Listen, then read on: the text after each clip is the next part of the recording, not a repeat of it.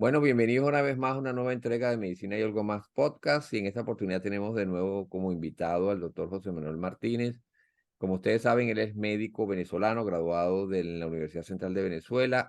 Recientemente, pues se acaba ya de obtener su título de médico internista en el Hospital Albert Einstein de Filadelfia y se prepara para cursar sus estudios como fellow en medicina pulmonar y terapia intensiva o medicina crítica. Felicitaciones, José Manuel, y bienvenido nuevamente a Medicina y Algo Más Podcast.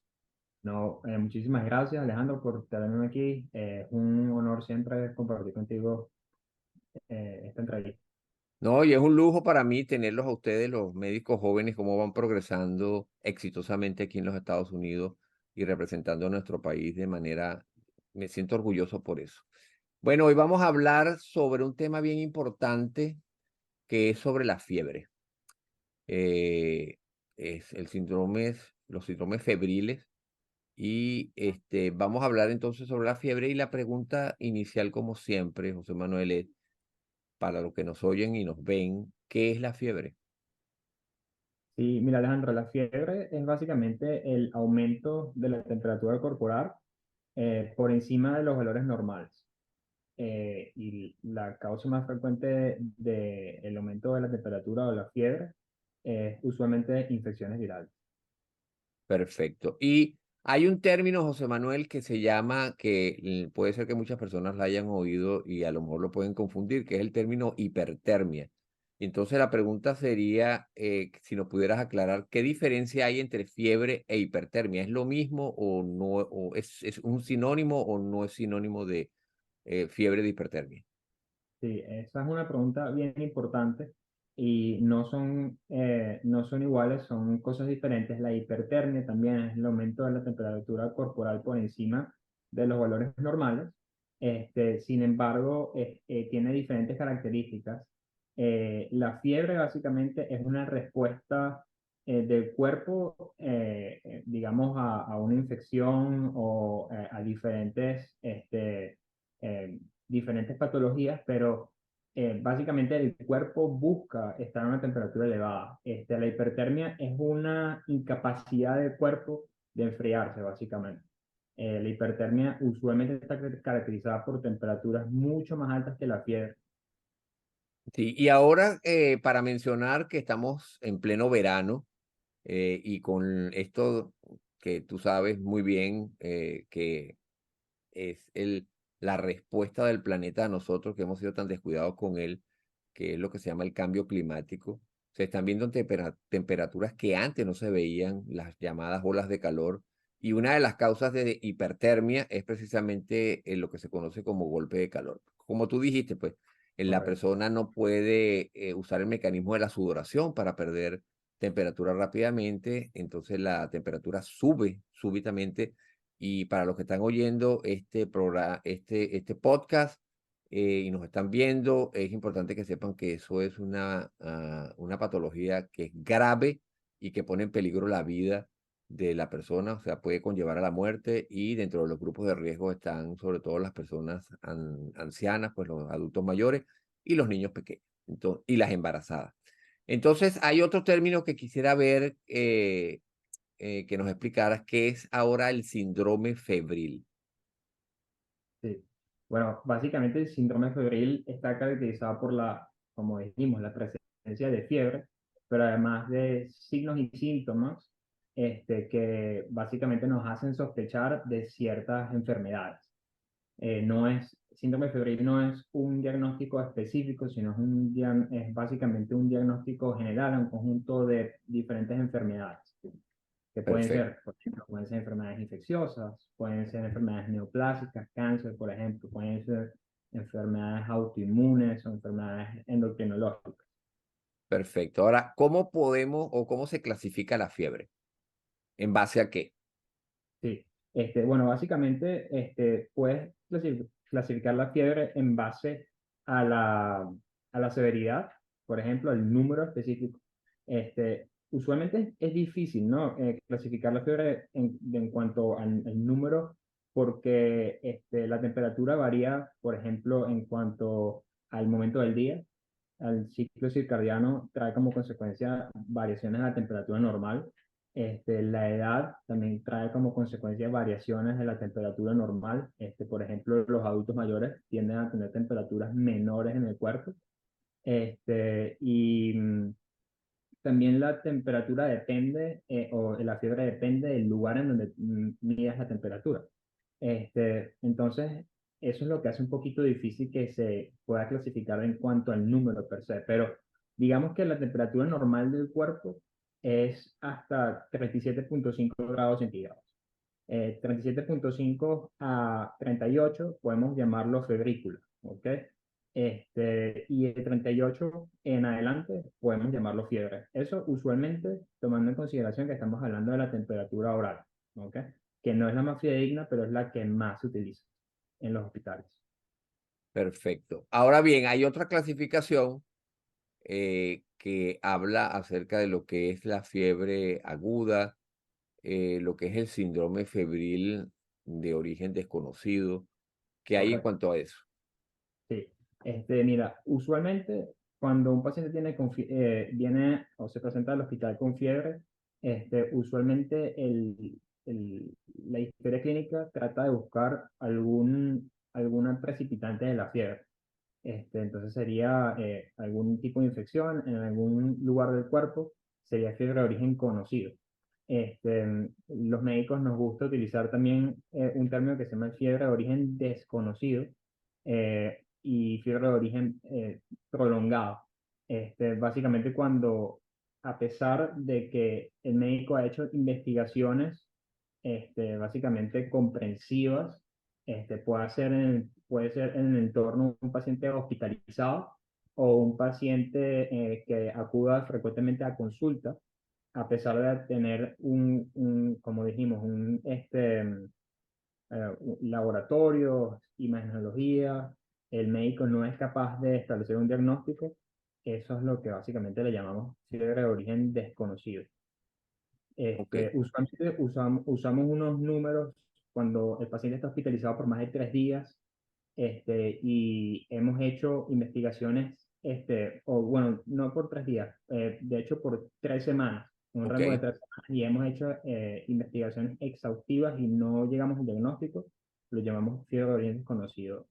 Cuando el paciente no está en el hospital, por lo menos tienen que ser 3 visitas al médico para poderlas llamar de esa forma.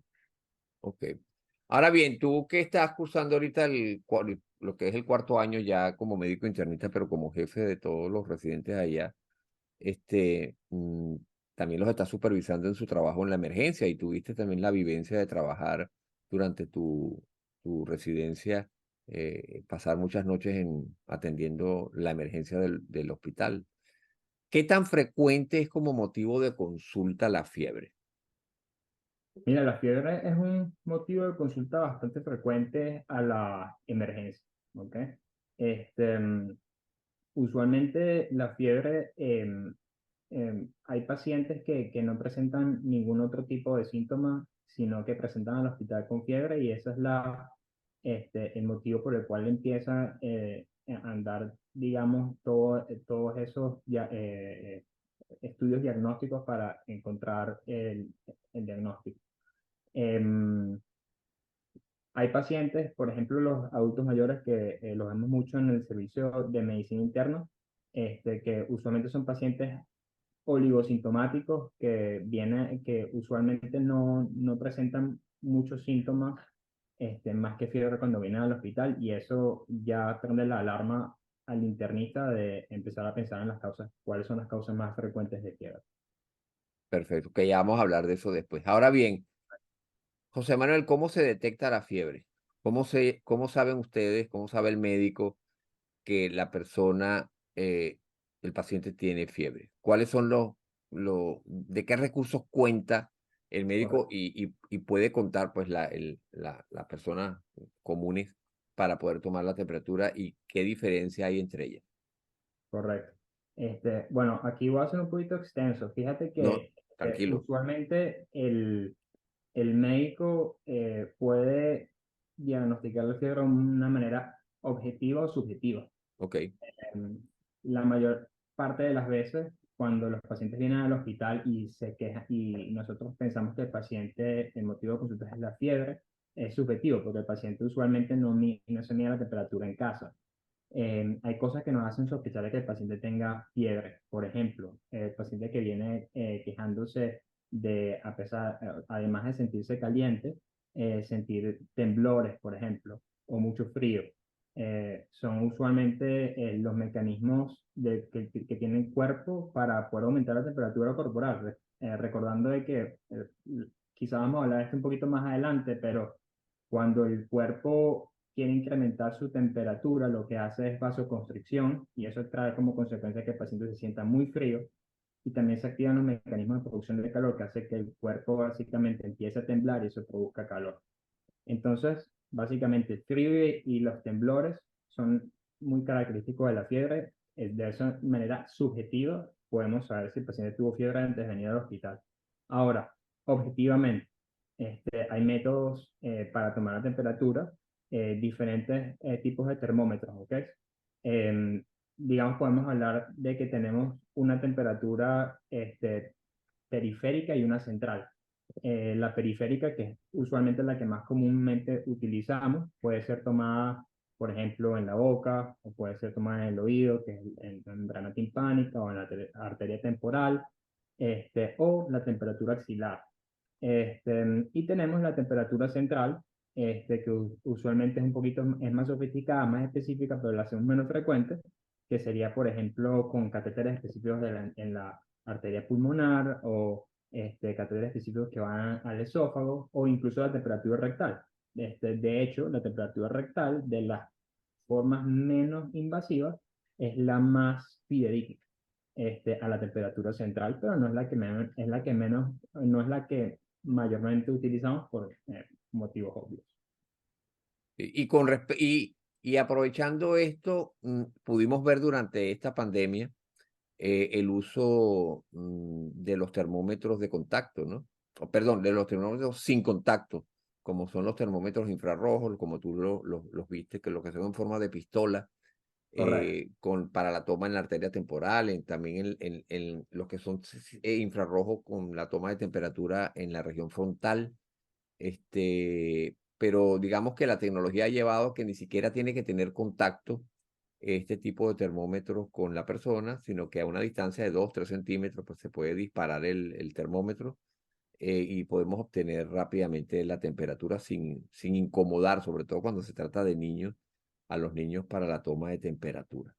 correcto, Ahora bien, ya tú hablaste de varios sitios de toma de temperatura. Entonces la pregunta es, ¿dónde se puede medir? Ya tú dijiste algunos. ¿Y dónde es más fidedigna la temperatura? correcto. Bueno, como ya mencionamos, la temperatura se puede medir en la boca, en la región sublingual usualmente colocamos el termómetro, puede ser en el oído, o sea, en la membrana timpánica, puede ser lateral temporal, puede ser en la axila, puede ser la temperatura rectal o diferentes métodos de tomar la temperatura interna. Usualmente la más utilizada es la oral o la axilar, pero no son las más fidedignas. La más fidedigna de los métodos, digamos, menos invasivos es la temperatura rectal. Usualmente, em, siempre que pensamos en comparar las diferentes temperaturas, sabemos que, por ejemplo, la temperatura oral o la axilar tienden a ser por lo menos 0,5 grados centígrados más baja que la temperatura rectal. Y la temperatura rectal es usualmente la que más se aproxima a la temperatura central. Perfecto. Y aquí tenemos que aprovechar a José Manuel a decir que ya en la actualidad no se usan los termómetros de mercurio que se usaban, pues yo me recuerdo, pues cuando yo era niño, Sí, había dos tipos de termómetros de mercurio, uno que era rectal y otro oral. Pero dado su alto riesgo, sobre todo cuando se usa en niños, y por lo contaminante que es el mercurio, pues ya se ha desechado ese tipo de termómetro. Y lo que se mide en la boca son termómetros digitales, igual correcto, que con los de oído, porque son como parecidos a los de pistola, pero sí ahí hay, digamos, un contacto como tal. Hay que meter el termómetro dentro del canal auditivo para obtener la temperatura. Perfecto. Ahora bien, ahora queremos que nos diga ¿cómo se produce la fiebre? ¿Por qué el cuerpo aumenta la temperatura? Es una respuesta que es debido a qué. Sí. Entonces, como mencionamos al principio, la fiebre, básicamente, cuando el cuerpo busca generar la fiebre. Digamos, el centro que controla la temperatura corporal, que se encuentra localizado en el sistema nervioso central y se llama el hipotálamo. Básicamente el hipotálamo es el que controla la temperatura, y tiene, digamos, algo que usualmente los médicos llamamos un set point de temperatura. Y el set point usualmente es alrededor de 37 grados centígrados. Cuando el paciente tiene, por ejemplo, una infección, o cuando el paciente, por ejemplo, tiene una neoplasia, ese set point de temperatura aumenta como consecuencia de la producción usualmente de pirógenos, que pueden ser internos o externos. Los pirógenos internos usualmente los llamamos los médicos las citoquinas, que son como respuesta a la inflamación, o los pirógenos externos usualmente son como consecuencia de la inflamación y, por ejemplo, los lipopolisacáridos de las bacterias gram negativas. Eso no tenemos que entrar en detalle, ¿no? Ok, Básicamente esos pirógenos este, llegan hasta el hipotálamo y traen como consecuencia que el hipotálamo básicamente aumenta ese set point de temperatura, este, digamos de 37 a 38, 39 o 40.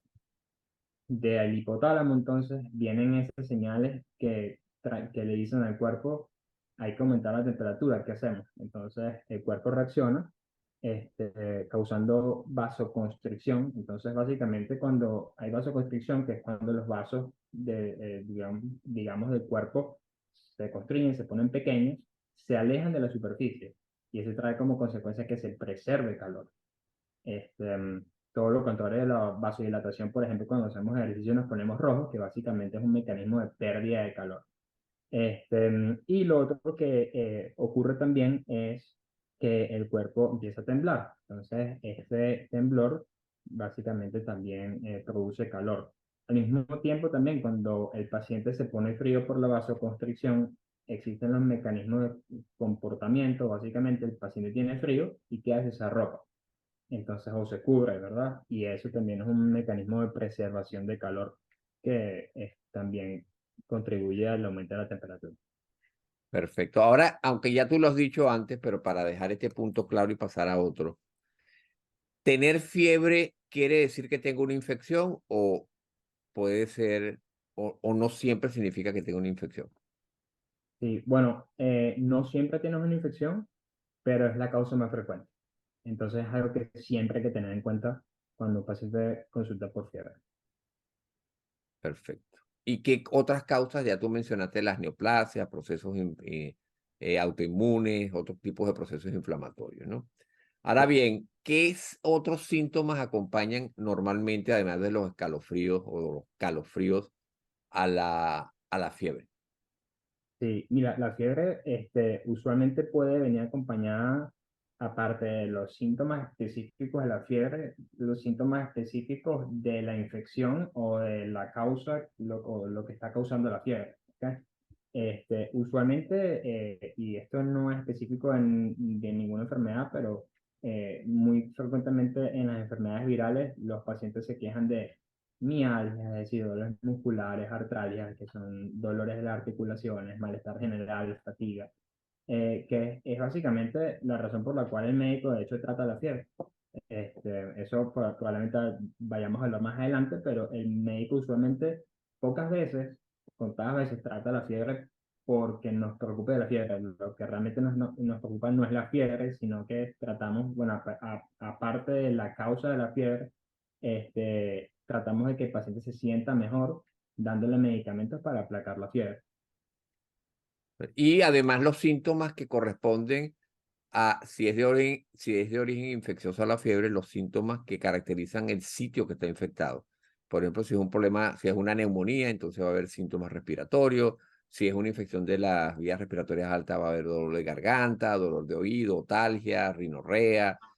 Si es un proceso abdominal, pues va a haber dolor abdominal, diarrea, etcétera. O sea, para decirlo en forma clara, puede haber muchísimos síntomas cuando la fiebre es de origen, sobre todo infecciosa, acompañando, el síntoma responsable va a estar dado por el órgano que está afectado por el afectado. proceso Correcto, infeccioso o por el proceso canceroso, cualquiera que sea el caso, pues. correcto. Hay Ahora algo bien, ajá, también, dígalo. también que usualmente con el aumento de la temperatura corporal y la fiebre, hay un aumento de la frecuencia cardíaca y la frecuencia respiratoria. Exactamente, Es importante mencionarlo porque hay enfermedades específicas que, por ejemplo, el paciente tiene fiebre, pero no tiene taquicardia, que es el aumento de la frecuencia cardíaca, y eso nos hace pensar nosotros específicamente ciertos tipos de patologías. Entonces, siempre que hay un paciente con fiebre, hay que esperar a que el paciente también esté usualmente taquicárdico y taquipneico. Taquipneico también porque también el aumento de la frecuencia respiratoria, aparte de ser de poder ser un síntoma o un signo característico de alguna enfermedad respiratoria, también es un mecanismo de pérdida de calor. exactamente. Y una cosa que nos faltó, José Luis, oye, mira, hoy que José Luis, José Manuel, es el hecho de aclarar que la fiebre es digamos, es una respuesta que va a mejorar o va a optimizar los mecanismos del sistema inmune del cuerpo. O sea, lo que son esos glóbulos blancos que nos defienden contra infecciones van a funcionar mejor a una temperatura mayor de la normal.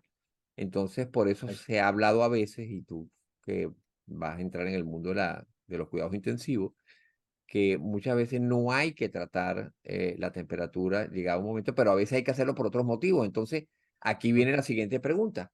¿Qué se debe hacer para bajar las fiebres? Entonces, óyeme, siempre hay que tratar la fiebre, José Manuel. ¿Cuándo hay que tratarla? ¿Se recomienda qué cosa? ¿Baños de agua fría? ¿Dar medicamentos? ¿Antipiréticos? Háblanos sobre eso un poco.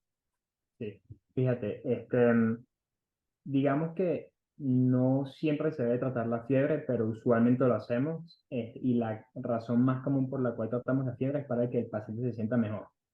Este, mm, pero sí hay múltiples estudios, usualmente en animales, que demuestran que el sistema inmunológico funciona mejor a altas temperaturas, como tú lo mencionas. Hay ciertas condiciones específicas que sí, digamos, obligan al médico a tratar la fiebre rápidamente. Por ¿Cuáles son? ejemplo, la fiebre en niños menores de 5 años se tiene que tratar. Y la razón por la cual es que usualmente los niños que son menores de 5 años pueden tener algo que ocurre muy frecuentemente, se llaman las convulsiones febriles. Que eh, para aclarar, no dependen de qué tan alta sea la temperatura, pero de qué tan rápido se eleve la temperatura. Y hay infecciones, usualmente infecciones virales comunes, que traen como consecuencia que, digamos, la fiebre se dispare muy rápidamente, y eso es lo que básicamente desencadena las convulsiones en niños. Lo otro, y como futuro médico de medicina crítica, es que en la terapia intensiva, cuando los pacientes vienen, por ejemplo, después de tener un paro cardíaco, y los médicos, digamos, tratan de optimizar el funcionamiento de cada uno de los órganos al máximo para poder tener una recuperación neurológica lo más satisfactoria posible, siempre se debe evitar la fiebre. Entonces, esos pacientes usualmente cuando, de hecho, los protocolos hasta hace nada, en, en la terapia intensiva recomendaban la hipotermia, ¿no? Como método terapéutico. De hecho, eso ya no se recomienda, pero lo que se recomienda es la normotermia, evitar la hipertermia, evitar la fiebre. Entonces, la fiebre en pacientes críticos que básicamente queremos recuperar el estado neurológico, usualmente se debe evitar la fiebre. Ahora, Este, se habla, José Manuel, de baños de agua fría, pero hay que aclarar que no es agua fría helada, ¿no? Si tú Correcto. vas a, por ejemplo, si es un niño, un joven que quiere bajar rápidamente la temperatura, los baños de agua fría, o sea, no es agua fría como tal. ¿Qué temperatura debe tener esa agua para bajar la temperatura, la fiebre? Correcto. Entonces, para bajar la temperatura, básicamente hay medicamentos o hay métodos físicos para bajar la temperatura, ¿no? Los pacientes que realmente tienen fiebre y no hipertermia, como dijimos anteriormente, van a usualmente responder a medicamentos. Los medicamentos que más comúnmente se utilizan son, por ejemplo, medicamentos como el acetaminofén o paracetamol, o los AINES. También se utilizan muy frecuentemente. Em, y hay métodos físicos, como tú dices, ¿no? Por ejemplo, los baños de agua fría o sumergir al paciente en agua fría o básicamente poner un ventilador cerca del paciente para también que disminuya la temperatura corporal. Usualmente no se recomienda, sin embargo, los baños de agua helada o agua fría en los pacientes y sobre todo en los adultos mayores con fiebre, porque básicamente estudios han demostrado que, por ejemplo, los pacientes que tienen enfermedades de corazón y los pones a una baja temperatura pueden tener eventos cardiovasculares cuando se hace eso. Y sobre todo en el caso de hipertermia, ahí sí se puede recomendar poner compresas o unas bolsas con hielo, pero no sino en determinados sitios como son a nivel del cuello, en las axilas o en la ingle.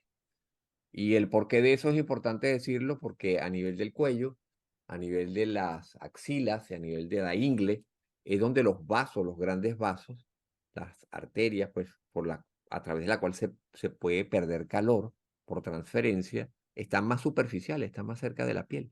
Entonces ahí Correcto. son los sitios, porque a veces cuando la gente entra a terapia intensiva, no entiende por qué la enfermera en el paciente que tiene fiebre le está poniendo compresas en la ingle, en la axila o en el cuello. O sea, parece que fuera algo que fuera así como que es una costumbre. No, no, no, tiene una explicación fisiológica. Es que a ese nivel los vasos están muy superficiales y permiten el contacto del hielo, pues, con las compresas frías con las arterias y se disipa mejor el calor, pues se hace la transferencia mejor en esos sitios, ¿no?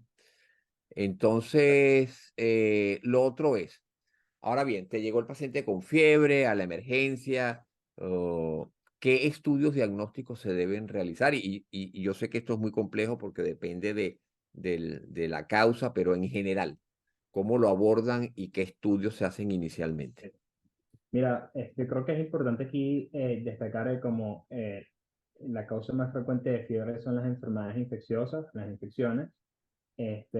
Una hematología completa es el primer paso y nos puede dar mucha información simplemente una hematología completa.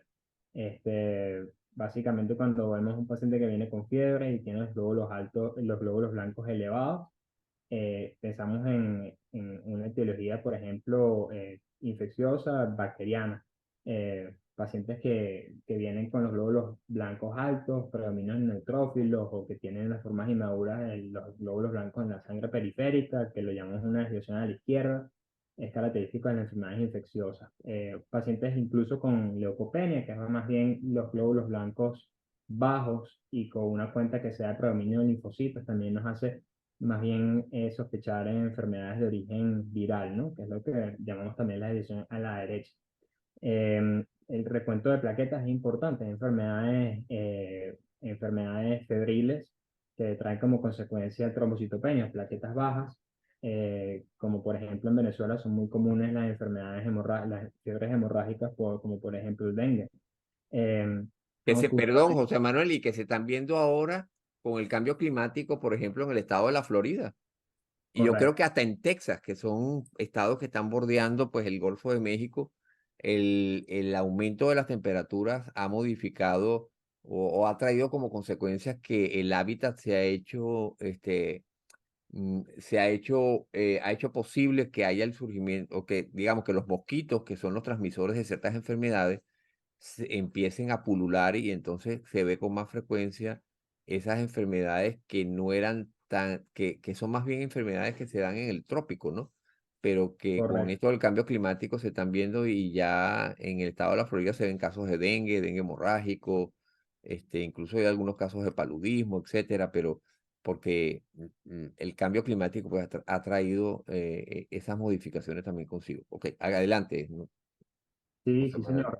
señor. Bueno, además siempre es importante mantener esas etiologías infecciosas en la mente cuando los pacientes viajan a diferentes países y vienen de vuelta a Estados Unidos, ¿no? Con esos síntomas. Este, además de una hematología completa que, como dije, ya nos da mucha información, podemos, por ejemplo, en la química sanguínea, hay ciertos valores específicos que usualmente nos ayudan a guiar el diagnóstico, ¿no? Por ejemplo, los pacientes que vengan con clínica urinaria, es decir, que tienen dificultad para orinar o a lo mejor que tienen dolor en la espalda o que han orinado con sangre, usualmente pedimos una química sanguínea, a ver cómo está la creatinina, la urea, vemos cómo está la función renal. Eso nos da una pista de que la etiología sea del tracto urinario.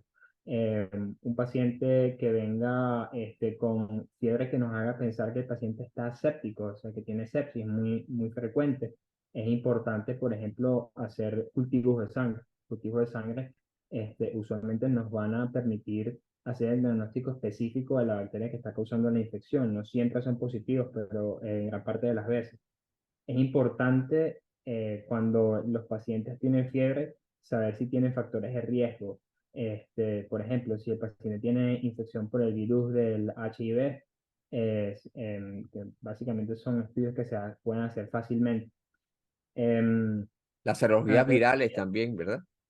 Sí, también bueno, evidentemente se pueden hacer los estudios rápidos para, por ejemplo, diagnosticar COVID o cualquier otro virus del tracto respiratorio, influenza, el virus sincitial respiratorio que también es súper frecuente Sí. aquí en Estados Unidos. Se pueden hacer usualmente por estos test, los swab nasales, ¿no? Y Em, estudios de imagenología, José Manuel, frecuentes que se usan, que ustedes sí, hacen en la emergencia. usualmente lo más fundamental es una rayos X. Igual que como hablé de la hematología completa, la rayos X también nos va a dar una pista de cuál es la etiología. Si pensamos que sea de etiología o de causa respiratoria, ¿ok? Además de la rayos X, usualmente en los pacientes, por ejemplo, que tienen fiebre de origen desconocido, las tomografías son muy importantes. Usualmente las tomografías que nos permitan ver el abdomen y la pelvis nos pueden dar pistas de, por ejemplo, abscesos que estén localizados en el abdomen o en el retroperitoneo o en la pelvis, que no sean fácilmente visibles de alguna otra manera. La única forma de hacer el diagnóstico es con imagenología. Entonces, la imagen también es muy importante, pero yo diría que sobre todo cuando tenemos un paciente que estamos sospechando digamos que no tienen una presentación clínica característica. Y aquí en los Estados Unidos que está ahora, bueno, está pasando desde hace mucho tiempo esta epidemia del consumo de sustancias y sobre todo tú tienes experiencia con eso porque tú has pasado, tú has vivido en algunos estados de los Estados Unidos que tienen una alta incidencia de consumo de sustancias.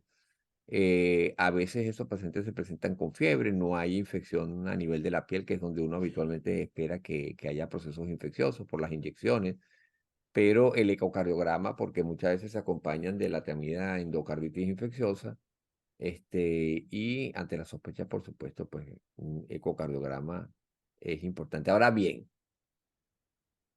le hiciste todos esos estudios de laboratorio, lo evaluaste. ¿Cuándo dejas tú hospitalizado a un paciente? ¿Cuáles son los criterios por los cuales tú decides, bueno, este paciente se tiene que ir, este se puede ir a casa con tratamiento, este no, este se tiene que quedar? Sí.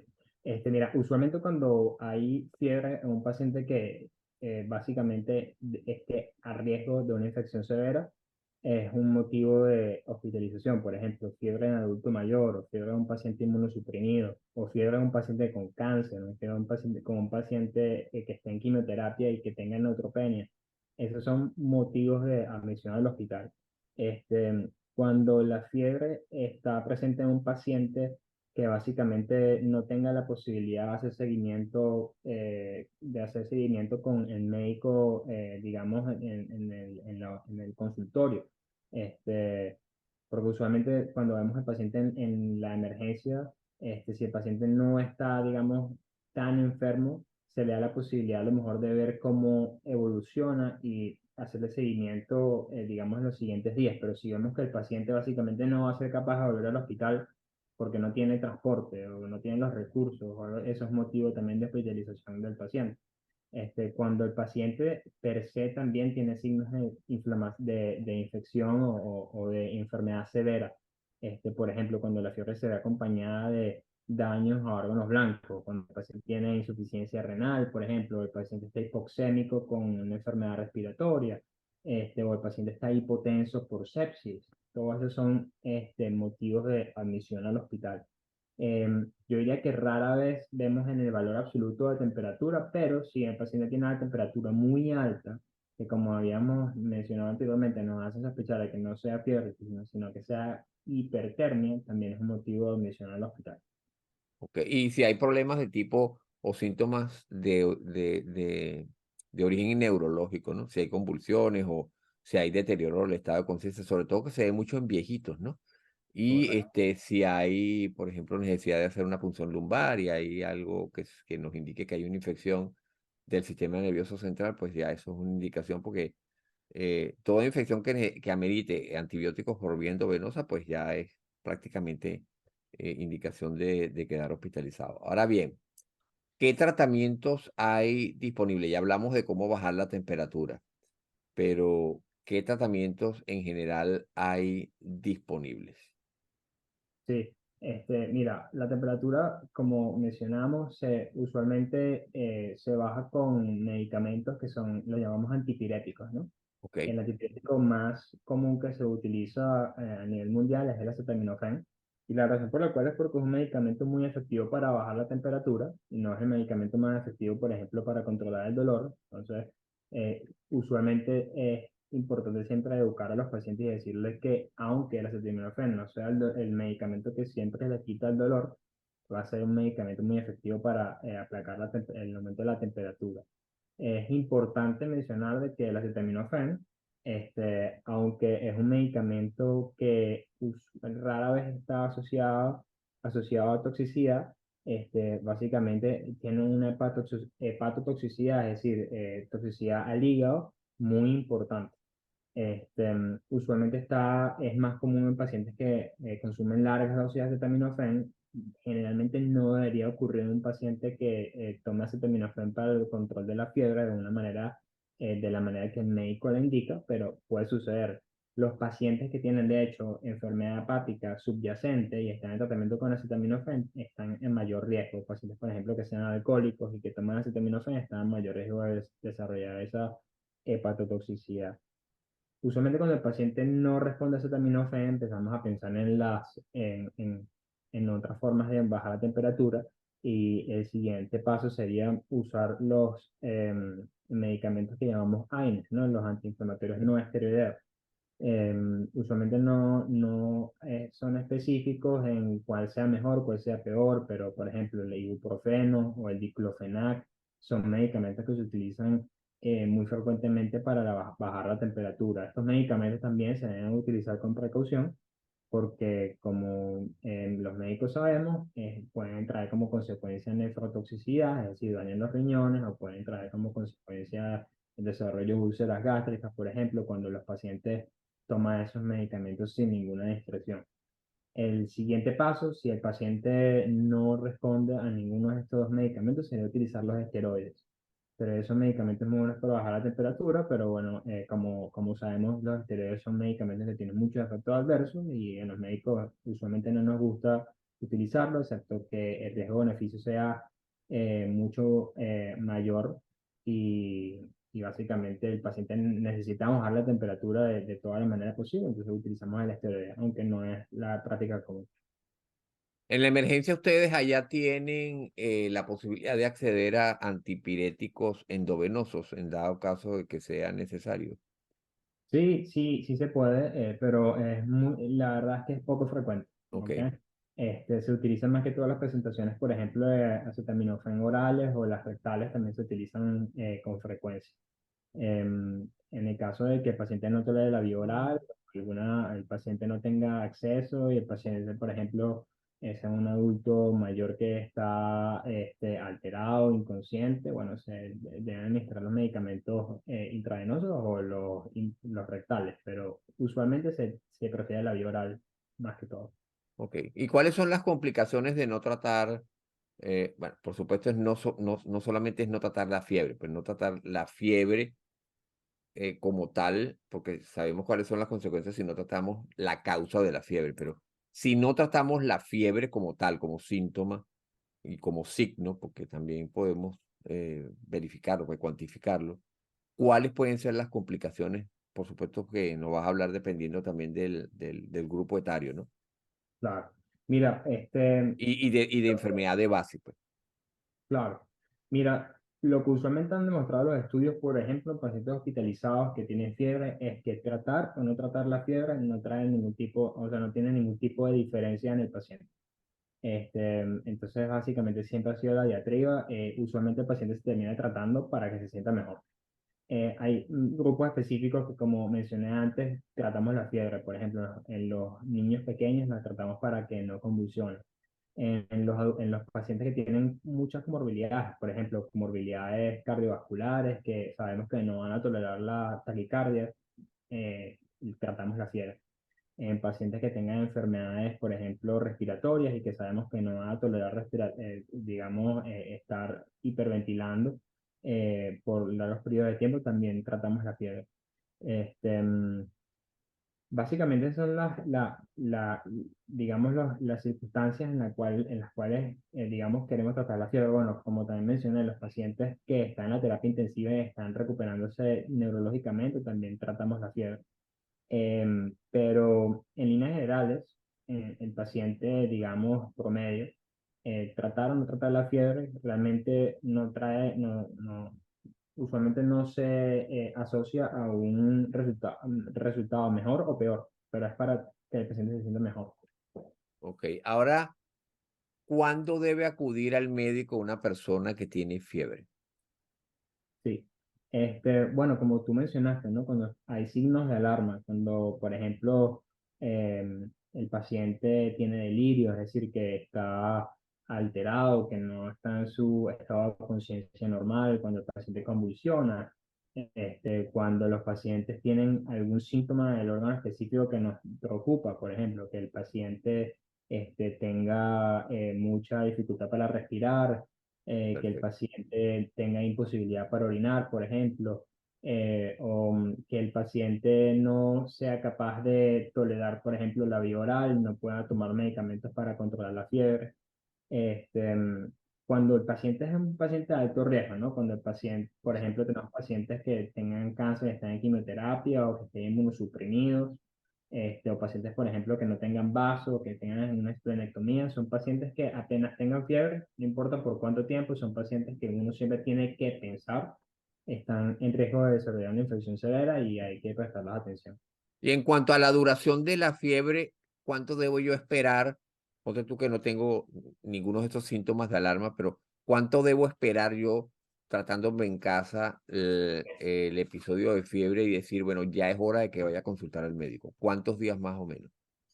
Mira, yo diría que no esperar más de menos de una semana, ¿ok?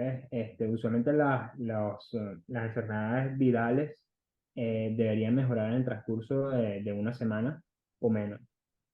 Cuando la fiebre no se resuelve en ese periodo de tiempo o cuando el paciente evidentemente, digamos, desarrolla algún otro síntoma de alarma, es conveniente ir al hospital. Bueno, y ya para terminar, unas palabras, y yo sé que tú tienes experiencia en eso porque trabajaste con este grupo de pacientes que son especiales, la fiebre en el anciano. Resumiendo, ¿qué se debe tener en cuenta cuando el anciano presenta fiebre? Sí, mira, es importante mencionar que los pacientes ancianos, por definición, son pacientes oligosintomáticos, es decir, que básicamente rara vez van a ser capaces de montar una respuesta febril, digamos, importante. Es decir, quizás el paciente mayor pueda acudir al hospital por una temperatura de 38, lo cual en un paciente normal nos parece que, bueno, puede ser una fiebre leve, pero quizás para ese anciano sea básicamente una infección grave y sea una fiebre muy alta. Porque usualmente los adultos mayores tienden a manejar temperaturas corporales que son más bajas que el paciente promedio. Em, los pacientes con fiebre, básicamente, y en adultos mayores, siempre hay que pensar en infecciones. Y siempre hay que considerar las diferentes infecciones, incluso en la ausencia de síntomas. Es decir, por ejemplo, las infecciones urinarias son muy frecuentes, las infecciones respiratorias son muy frecuentes también. Son dos cosas que hay siempre hay que tener en cuenta. Y son un grupo de riesgo de complicaciones como consecuencia de las infecciones o no infecciones. También en el adulto mayor las enfermedades neoplásicas son muy frecuentes. Entonces, yo diría que en el adulto mayor la presencia de fiebre siempre sea tratada como un signo de alarma y que siempre conlleve a visitar a un médico o al hospital para que se haga más investigación acerca de eso. Sí, y recordar que la fiebre en los pacientes de los adultos mayores que tienen problemas de tipo, por ejemplo, Alzheimer o demencia, pueden agravar estos síntomas, deteriorarlo más y hacer que el estado de conciencia se agrave. Entonces, eso es un signo de alarma por el cual a veces, como tú dijiste, el paciente adulto mayor no tiene una temperatura muy alta, es una febrícula, pero se deteriora, pues su sistema nervioso central se deprime más sumado al deterioro que ya tiene previamente con estos problemas como Alzheimer o demencia. Y eso es algo importante a tener en cuenta en este grupo de, de poblacional, pues en el cual tú tienes bastante experiencia. Bueno, José Correcto. Manuel, no me queda más que agradecerte nuevamente tu presencia aquí en Medicina y Algo Más Podcast. Nuevamente, pues te felicitamos, estamos orgullosos de profesionales como tú, venezolanos jóvenes en los Estados Unidos, como otros que yo tengo invitados. Tengo el lujo de tener varios. Que empecé con José Manuel y José Manuel me recomendó pues a algunos de sus compañeros y espero que ir alargando la lista en la medida que José Manuel me pueda dar la información sobre otros colegas que están aquí en los Estados Unidos, porque esa es la idea, pues, que los profesionales jóvenes pues tomen la iniciativa sobre este tipo de programas y darles a conocer a nuestro país y al resto que los profesionales venezolanos están bien formados y se destacan pues en cualquier sitio donde estén. Entonces, nuevamente gracias, José Manuel, y Un estaremos placer, Alejandro. pendientes y a lo mejor el próximo podcast, no creo, mentira, porque vas a pasar un año más ahí en Filadelfia, pero ya después en el futuro vamos a seguir haciendo podcast, así que no te salvas, Claro. pero ya en un futuro será en tu nueva sede cuando estés haciendo medicina crítica y medicina pulmonar. Sí, señor. Gracias. Gracias, José Manuel. Alejandro, siempre bueno estar contigo.